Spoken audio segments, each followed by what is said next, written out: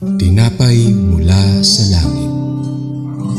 A daily morning devotion with CRC family.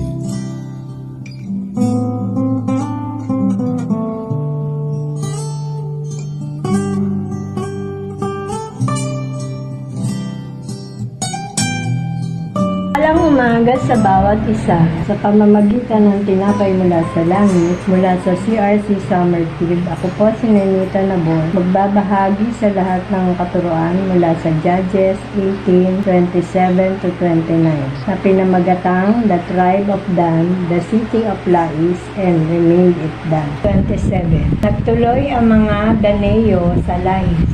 Dala ang Diyos-Diyosa ni Micah, pati ang pari. Sinalakay nila ang Lais, isang bayang tahimik at payapa. Pinatay nila ang mga taga-roon at sinunog ang buong lungsod. 8. Walang nagtanggol sa mga taga-roon sapagkat malayo sila sa Sidon. Walang makikipag-ugnay sa ibang tao. Ang lugar na ito ay nasa Kapatagan at Beth-Nehob. Matapos sunugin, muli itong itinayo ng mga Daneo at kanilang tinirahan. 29.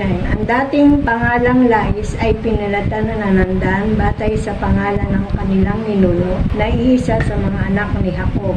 Purihin po ang pagbasa ng salita ng Diyos. Pagpalang Ama sa langit, muli kaming nagpapasalamat sa katuroang mula sa Judges 18:27 to 29 na nagpapatunay na ang katagumpayan ng lahat ng ating gagawin ay nakabase sa pagsunod sa pagiging tapat sa salita ng ating Panginoon. Sa mga naunang verses, nakita natin kung paano iniwan ng Levita si Micah at sumama sa lipi ni Dan. Sinubukan pa nilang habulin ni Micah upang mabawi ang kanyang mga Diyos-Diyosan at ang Levita. Ngunit wala siyang nagawa dahil mas malakas ang lipi ni Dan. Kaya't napilitan siyang bumalik sa kanyang tahanan. Mula rito, makikita natin ang pagpapatuloy ng kanilang paglalakbay. Dumating sila sa lungsod ng Lais, isang bayang namumuhay ng payapa at walang inaasahang panganib. Dito nagmumula ang pangyayaring mababasa natin sa Judges 18:27 to 29. Patuloy sila sa lungsod ng Lais, isang lugar na payapa at walang inaasahang panganib. Dahil walang malapit na makakatutulong sa mga naninirahan doon, sinalakay ng lipi ni Dan ang lungsod,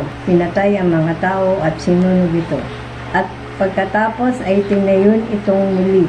Kalaunan, pinalitan nila ang pangalan ng lungsod at tinawag nila itong Dan, ayon sa pangalan ng ninuno at ng kanilang lipi. Sa unang tingin, maaari nating isipin na isa lamang itong kwento ng pananakot. Ngunit habang binabasa natin ang aklat ng Judges, mapapansin natin hindi lahat ng tagumpay ay nangangahulugan at pinalulugdan ng Diyos. Aklat na ito ay unti-unting nagpapakita kung paano lumalayo ang Israel sa Panginoon at kung paano ginagawa ng bawat isa ang naaayon sa sarili nilang kagustuhan. Rin ang paalaala sa atin, madalas nating isipin na kapag naging maayos ang resulta ng ating plano, ibig sabihin ay kasama natin ang Diyos. Ngunit itinuturo sa atin ang kasulatan na ang tunay na sukatan ay hindi lamang ang tagumpay, kundi ang ating katapatan sa kanyang salita.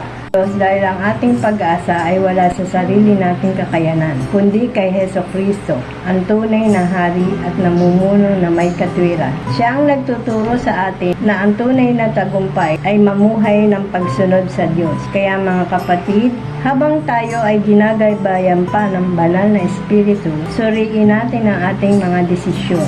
Ang tanong ay hindi lamang, naging matagumpay ba ako? Kundi, naging tapat ba ako sa Panginoon? Manalangin. Kapagpalang Ama sa langit, muli kaming nagpapasalamat sa katuruang aming na basa mula sa Judges 18:27 to 29 na nagpapatunay na ang katagumpayan ng lahat ng ating gagawin ay nababase sa pagsunod at sa pagiging tapat natin sa salita ng Diyos. So ay tinataas ko sa pangalan ni Jesus. Amen.